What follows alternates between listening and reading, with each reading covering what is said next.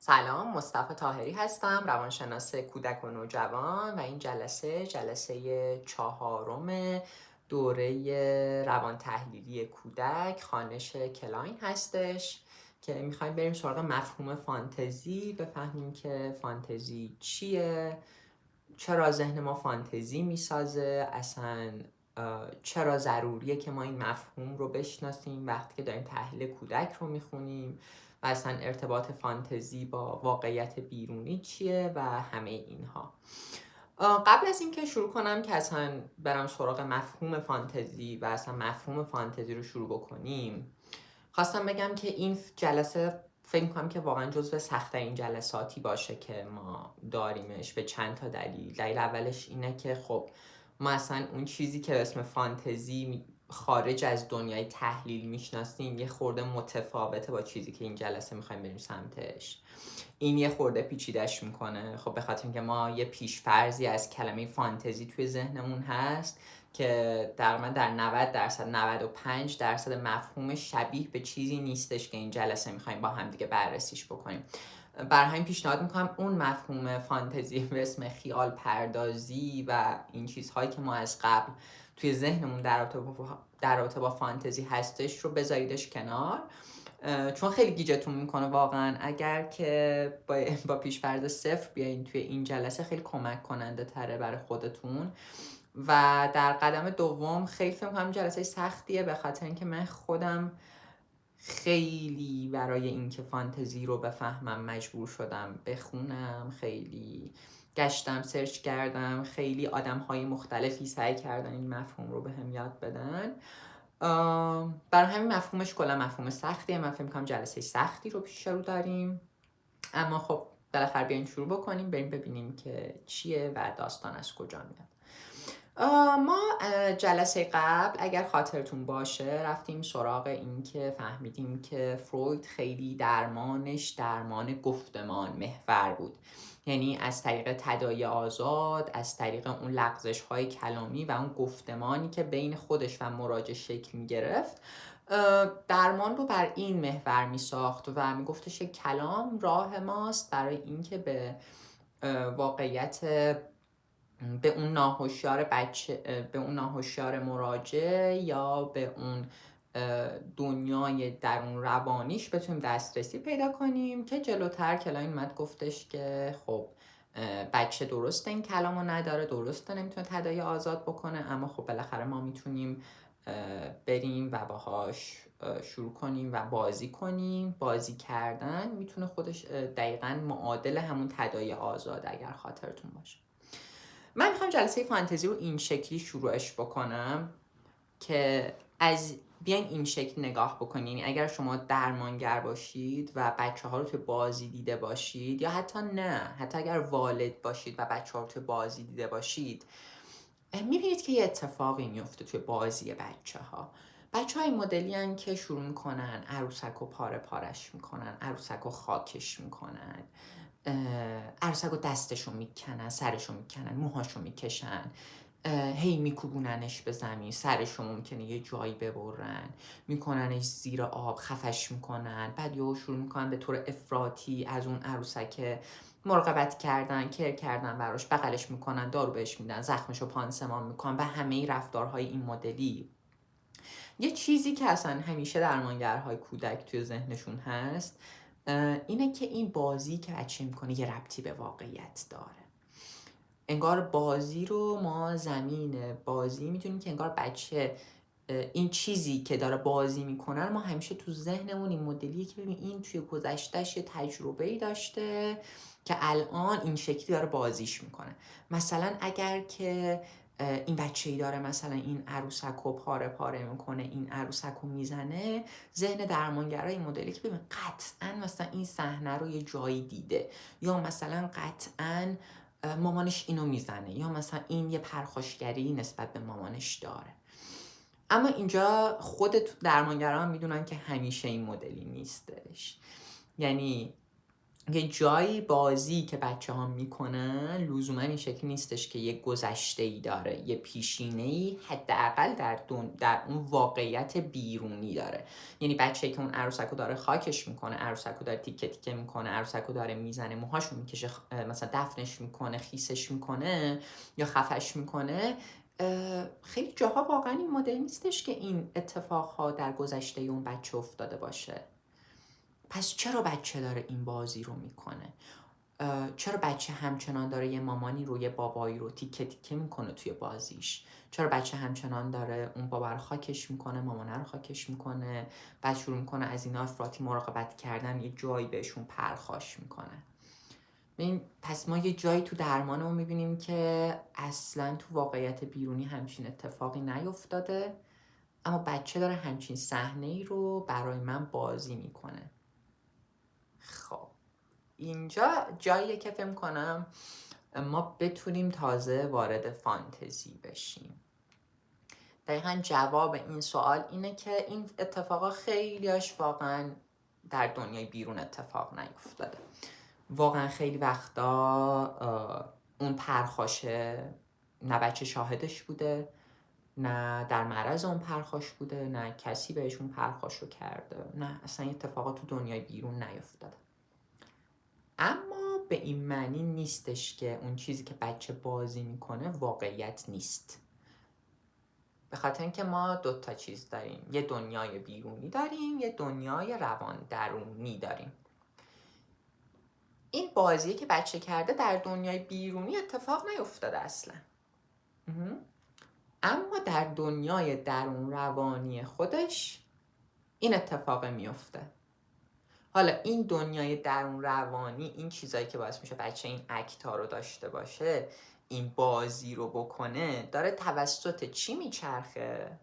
داره توسط یه سری فانتزی ناهوشیار میچرخه. پس ما این واقعیت بیرون داریم که فعلا کارش نداریم، جلوتر میریم سمتش، اما این واقعیت درون روانی داریم که منجر به این اتفاقا میفته که کاملا هم معتبره، کاملا هم حائز اهمیته و اصلا داره از دنیای درون روانی بچه میگه که اون دنیای درون روانیش، اون دنیای ذهنیش توسط فانتزی داره میچرخه. پس اینجا خیلی مهم میشه برای ما درمانگرا که بتونیم اون فانتزی رو بفهمیم، که بدونیم مثلا فانتزی چیه، اون چیزی که تو ذهن این هست چه مدلی، چه جوری داره فانتزی کار میکنه و اصلا این فانتزی ها از کجا میان، کارکردشون چیه و چه مدلی ما باید با این فانتزی هایی که توی جلسمون میاد بتونیم دیل بکنیم. قطعا بحثش خیلی گسترده است، قطعا خیلی پیچیده است، اما من سعی میکنم که حالا در کلام ساده و در حد چیزی که این جلسه بشه گنجید راجعش صحبت بکنیم.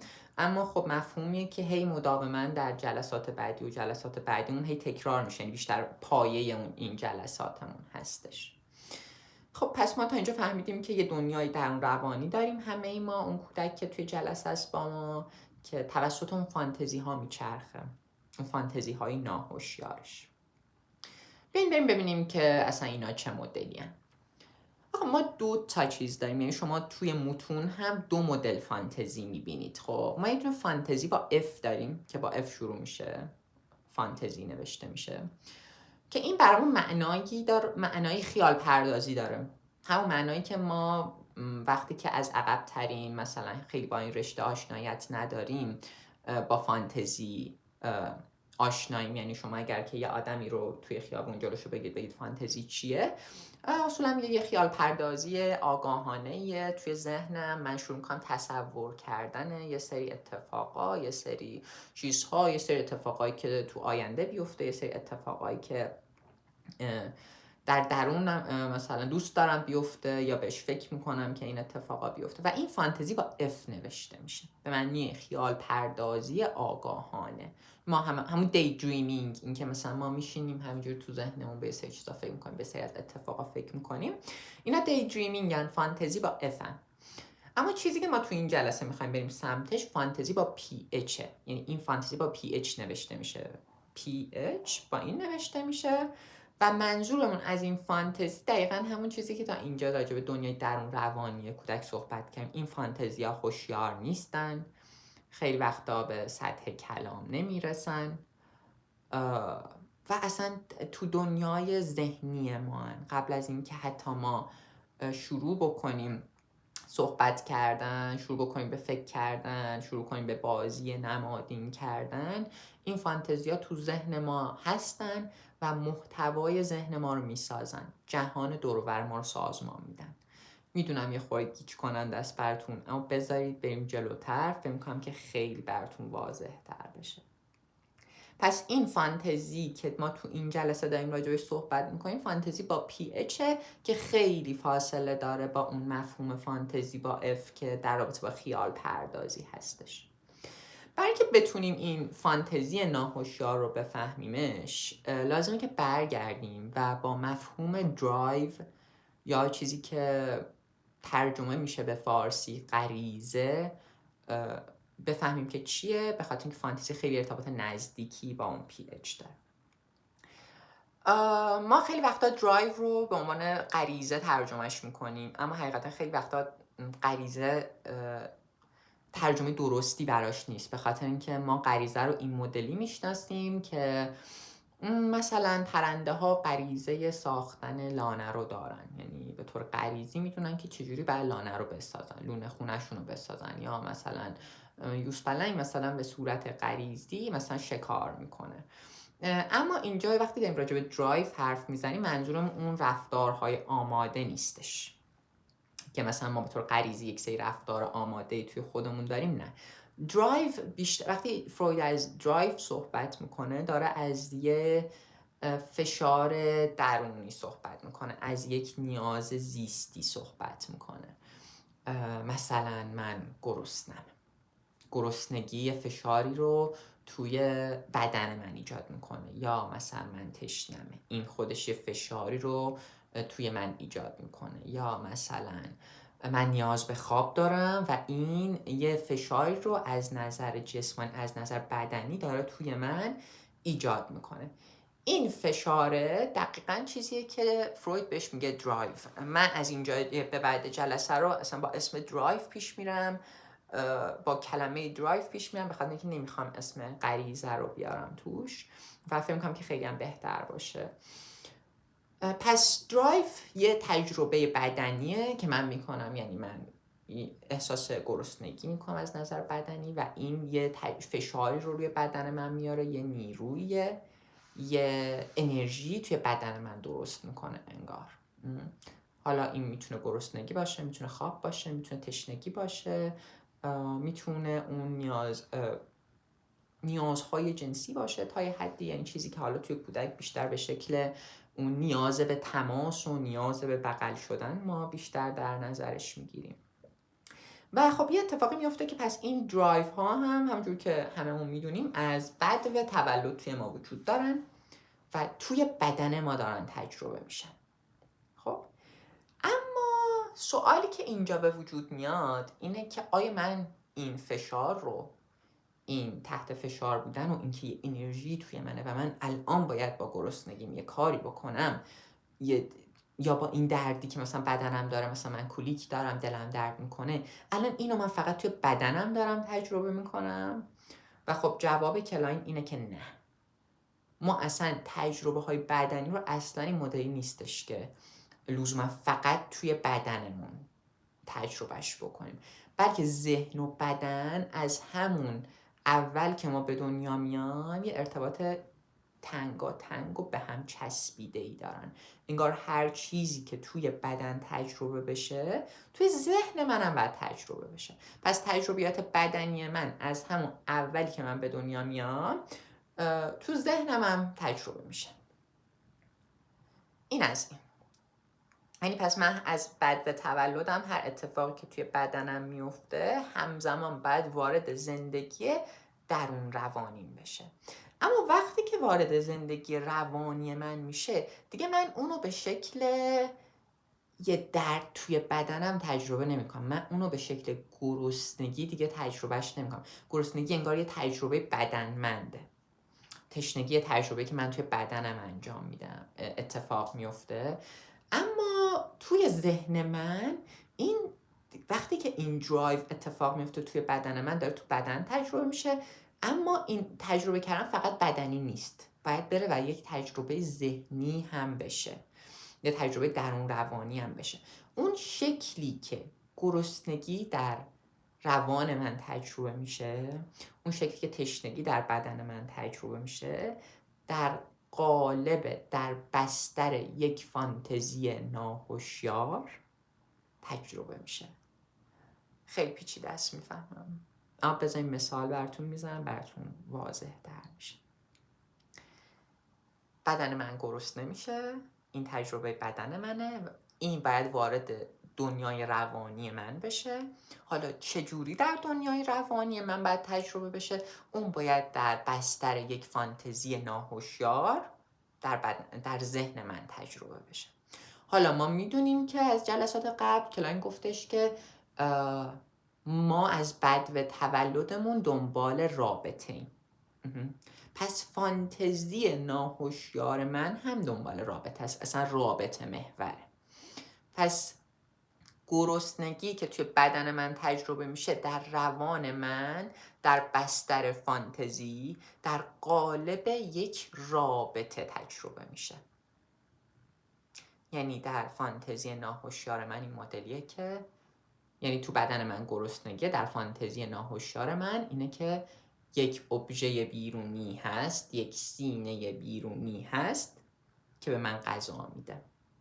این میشه فانتزی ناهوشیار. یا حالا یه وقتی هم هست اون سینه نیست،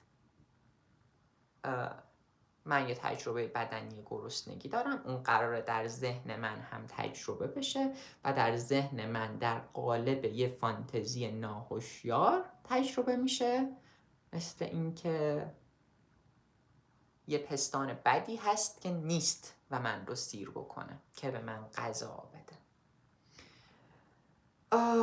بعد حواسمون باشه اینجا من انگار دارم فانتزی رو براتون ترجمهش میکنم.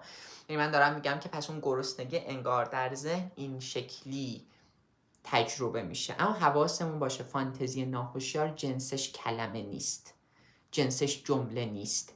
یعنی بچه توی ذهن خودش با خودش فکر نمیکنه که الان یه پستانی هست که به من شیر میده یا الان یه پستانی نیست که به من شیر نمیده. نه، اون فانتزی ناهوشیار اون گرسنگی رو صرفا در بستر یه رابطه تجربهش میکنه، نه جمله است، نه فکره، نه کلمه است، هیچ کدوم از اینا نیست. برای همینه که فهم فانتزی خیلی برای ما سخت میشه.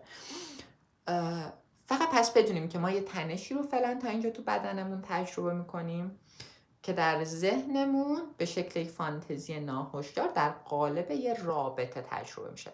پس فانتزی ناهوشیار بیشتر کیفیت تجربه کردن من. پس ما تا اینجا فهمیدیم که هر تجربه بدنی ما در روان ما به شکل رابطه با یک ابژه تجربه میشه. ببینید چقدر مهم میشه اون وقت، یعنی ببینید یک گرسنگی اون شکلش تو بدن من گرسنگیه، در روان من گرسنگی به شکل یک رابطه تجربه میشه. آیا کسی هست منو سیر بکنه یا کسی نیست من رو سیر بکنه؟ آیا این دنیا جای امنیه، یه مراقبی هست که کر میکنه منو، یا نه این دنیا جای امنی نیست، یه کسی هستش که یه شیری رو از من دریغ میکنه، یه تغذیه‌ای رو از من دریغش میکنه. حالا این فقط در رابطه با گرسنگی نیست دیگه، یعنی شما تشنگی هم یه درایوی، هر درایوی که توی بدن ماست به شکل یک فانتزی در روان ما تجربه میشه و در واقع این فانتزی ناهوشیار داره کیفیت تجربه من رو میسازه. اون دنیای بیرون چه مدلیه، چه کیفیتی داره، کسی هست، کسی نیست، اون کسی که هست متخاصم، آسیب زننده است، دریغ کننده است، یا نه اون کسی که هستش همیشه هست، حضور داره و من رو سیر میکنه. حالا من گرسنگی رو بیشتر چون از همون اول ما تجربهش میکنیم و خب یه درایویه که بیشتر شاید بر ما ملموس باشه، بیشتر دارم روش مثال میزنم، وگرنه همه چیز رو همین مدلی باید در نهایت در نظرش بگیریم. پس من میخوام اینجا یه چیزی رو شما در نظر بگیرید که هیچ درایوی نیست که با فانتزی نیاد. یعنی هر درایوی که من توی بدنم تجربه میکنم همراه میشه با یک فانتزی در دنیای روانی من، و هر فانتزی که تجربه میکنم همراه با یک رابطه با یک ابژه. درایو بدون فانتزی نیست و فانتزی بدون ابژه نیست. فانتزی بدون اینکه کسی اون بیرون هست اصلا وجود نداره. خب این تا اینجا. حالا بیاییم بریم مثلا یه مثالی رو روی درد بزنیم دیگه، ببینید ذهن چجوری تجربه میکنه. فکر کنید که من یه نوزادی هم کولیک دارم، سیستم گوارش من یه مسئله‌ای داره، من یه دردی رو دارم توی بدنم تجربه میکنم، یه فشاری رو توی بدنم دارم تجربه میکنم، یه نیرویی تو بدن من، یه فشاریه توی بدن من که داره تجربه میشه. حالا این تجربه بدنیمه و ما عقب‌تر فهمیدیم که هر تجربه بدنی میاد و خودش رو به شکل یک فانتزی در روان من نشون میده. حالا وقتی که میاد توی روان من خودش رو به شکل فانتزی نشون میده، قراره در بستر یه رابطه خودش رو نشون بده. انگار تو ذهن من این شکلی نیستش که وای الان مثلا یه انقباضی در بدن منه، حالا مثلا من یه کولیکی دارم یا مثلا دلم داره پیچ میره، اصلا همچین چیزی نیست. در دنیای روانی من اون فانتزی ناهوشیار من این درد رو در قالب رابطه با یک ابژه آسیب زننده داره تجربهش میکنه. یعنی فکر میکنه که اون بیرون یه آدمی هست داره به من حمله میکنه و برای همینه که من یه دردی رو دارم، برای همینه که من یه تجربه ای رو دارم میکنم. انگار ذهن همیشه به دنبال معنا دادن به اون تجربه هست. حالا تجربه یه جای درده، یه جای گرسنگیه و این معنا دادن رو همزمان با یه رابطه‌ای داره بهش معنی میده. هر چیزی که تجربه میکنه در قالب کیفیت رابطهش با اون ابژه بیرونی است. اگه من دارم درد تجربه میکنم، پس من یه رابطه بدی با یه ابژه بیرونی دارم، یه ابژه بیرونی داره به من آسیب میزنه که من دارم درد رو تجربه میکنم. اگه من دارم گرسنگی رو تجربه میکنم، بدن من گرسنگی تجربه میکنه، روان من به شکل یک ابژه‌ای داره اینو تجربه میکنه که منو سیر نمیکنه، یه رابطه‌ای داره تجربه میکنه که آسیب زننده است، نمیخواد به من شیر بده، نمیخواد به من غذا بده. از اون طرف باز سیر شدن هم همین شکلیه. یعنی من اگه که سیر میشم و یه شیری هستش که به من غذا میده و من سیر میشم، صرفاً یه تجربه بدنی نیستش سیر شدن، یه تجربه روانیه، در یک فانتزی ناهوشیار در بستر رابطه تجربه میشه. این من فانتزی ناهوشیارم چیه؟ کیفیت تجربه‌ام چیه؟ اینکه یه ابژه خوبی اون بیرون هست، یه پستان خوبی اون بیرون هست که به من غذا میده، من براش مهمم. باز بچه ها اینجا میگم دیگه و حواسمون باشه این اصلا شکل کلمه نیست. یعنی انگار من اینجا دارم برای شما فانتزی ناهوشیار رو ترجمهش میکنم، میارمش در بستر کلمه که بتونم اون تجربه رو یک کوچولو منتقلش بکنم، ولی کاملا دنیاش پیشا کلامی قبل از کلمه است، حتی فکر توش نیست. و با یه دنیای اون مدلی باید سعی کنید که باش ارتباط برقرار کنید. اما اسم این فرایند فانتزی ناهوشیار. خب حالا ببین مثلا میاییم مثلا روی پرخاشگری بچه ها هم دقیقا همین اتفاق میفته دیگه. پرخاشگری لزوما یه تنش فقط تو بدن من نیست، انگار مثلا من دلم میخواد یه چیزی رو فشار بدم، یه چیزی رو خرابش بکنم، یه درایوی تو بدن من نیست که این نیروی رو توی من درست میکنه. فروید میگه که ما مثلا یکی از اون سائق هامون، یه دونه از اون نیروها پرخاشگریه دیگه، اون چیزی که ما میخوایم خراب بکنیم، میخوایم از بین ببریم. این فقط تو بدن من باز اتفاق نمیفته، در روان من همین اتفاق به شکل یک فانتزی ناهوشیار میفته. چه مدلی این اتفاق میفته؟ که من توی ذهنم دلم میخواد یه ابژه بیرونی رو خرابش بکنم. برای همینه که ما می‌بینیم که مثلا بچه، حالا اینا جلوتر توی جلسات بعدیمون خیلی بیشتر باهاش صحبت می‌کنیم، بچه حمله میکنه به پستان در دنیای روانی خودش، باید اون پرخاشگری که توی بدن هست قرار شد بیاد در روان به شکل یک فانتزی تجربه بشه و حالا اون فانتزی در روان نمیتونه فارغ از رابطه تجربه بشه. پس اینجا یه تنشی هست مثل پرخاشگری توی بدن، میاد توی ذهن مثل یک فانتزی ناهوشیاری میشه. من بعد در رابطه تجربهش بکنم. حالا توی سن پایین من در رابطه با پستان تجربهش میکنم. حالا حمله میکنم در فانتزی ناهوشیارم، حمله میکنم به اون پستان، گازش میگیرم، پاره پارش میکنم، تیکه تیکش میکنم، یا مثلا فکر میکنم این یه پستان بدیه میخواد به من حمله بکنه و من باید از خودم در قبالش محافظت بکنم. این مدلی فانتزی داره کار میکنه. برای همینه که حالا پس ببین ما میبینیم که این بازی که بچه میکرد، یادتون اول جلسه بهتون گفتم این بازیه رو اصلا ندیدتش که اون بیرون. ببین اون بیرون که اصلا تا حالا ندیده که مثلا بخواد کسی رو تیکه تیکه کنه، بخواد کسی رو خاکش بکنه، کسی رو بخواد از بین ببرتش. نه، این در بستر فانتزی داره اتفاق میفته. اون ناهوشیارش اون تنش و اون فشار روانی رو داره این مدلی تجربه میکنه، به شکل حمله کردن به یک چیزی داره تجربهش میکنه.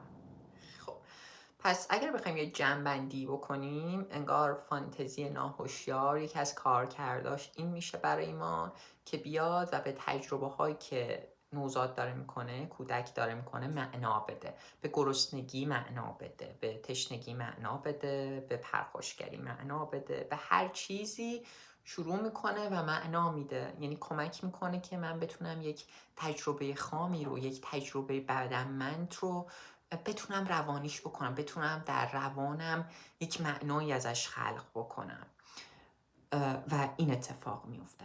حالا ببین اگر که ما در کودکیمون، در اون ماه‌های اول زندگیمون، یه ابژه بیرونی باشه که در دسترس باشه، مدام منو سیر بکنه، به من غذا بده، وقتی که من دل درد دارم منو بغل بکنه، مثلا اون دل درد من رفع بکنه، یه دارویی بده مثلا من دل دردم کمتر بشه، آروغمو بگیره. ببین اینا تجربه های بدنیه دیگه، آروغ گرفتن، دل درد داشتن، گرسنگی، تشنگی، همه اینا بدنیه. حالا اگر و این داره تو ذهن من به شکل فانتزی تجربه میشه در رابطه با یه نفر. حالا اگه اون یه نفر شروع بکنه و مثلا به من به موقع غذا بده، به موقع منو بخوابونه، به موقع آروغمو بگیره، فانتزی های من تمشون تم رابطه با یک ابژه خوب رو میگیرن. یک کسی هست اون بیرون که خوبه، یک کسی هست که اون بیرون شیر میده، یک کسی هست اون بیرون بغل میکنه، یک کسی هست اون بیرون درد منو ساکت میکنه، به من حمله نمیکنه، مأمنه برای من. اما یه جای حالا اگر که من هی گرسنه بشم، اون بدن من گرسنه است، حالا روان من چجوری تجربهش کنه در رابطه با دیگری نیست که به من غذا بده.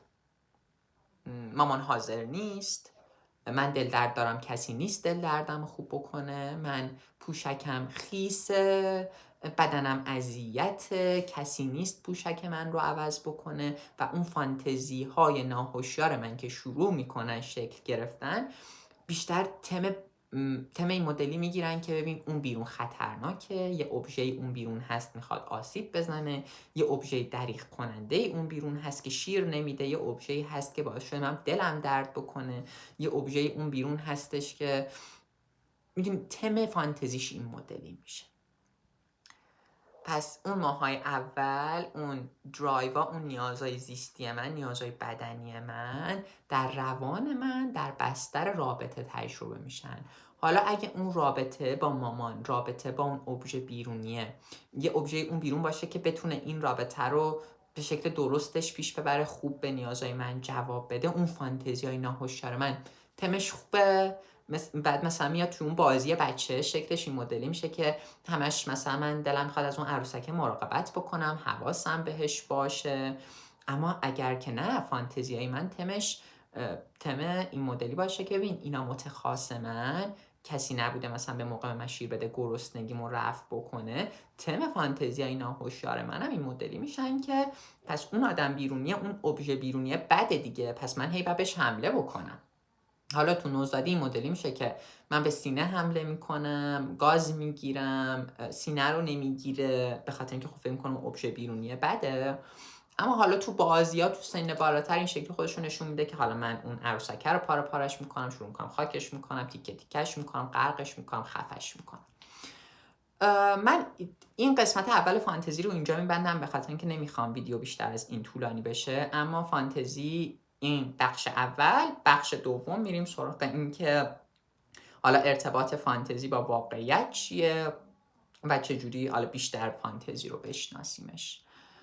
اگر سوالی دارید بپرسید حتما زیر این ویدیو. میدونم که گیج کننده ممکنه بوده باشه براتون، اما خب به میزانی که راجبش بخونیم، راجبش صحبت کنیم، میتونیم بهتر ادراک بکنیم که فانتزی چیه.